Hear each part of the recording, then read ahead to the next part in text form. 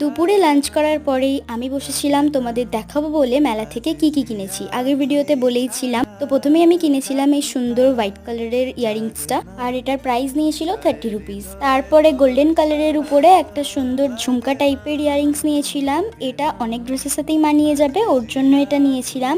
আর multi কালারের উপরে এরকম একটা ঝুমকা নিয়েছিলাম, আর এদের প্রত্যেকটার প্রাইসই ছিল 30 রুপিসের মধ্যে। আর নিয়েছিলাম এই সুন্দর মাল্টি কালারের উপরে ব্রেসলেটটা, এটার অনেক কালার ছিল। তারপরে নিয়েছিলাম কিছু ক্ল্যাচার্স, আর এদের প্রত্যেকটা প্রাইসই ছিল 10 থেকে 20 রুপিসের মধ্যে। আর নিয়েছিলাম এই হেয়ার ক্লিপসের একটা সেট, এটার মধ্যে দুটো ছিল, আর এটা 30 রুপিস নিয়েছিল।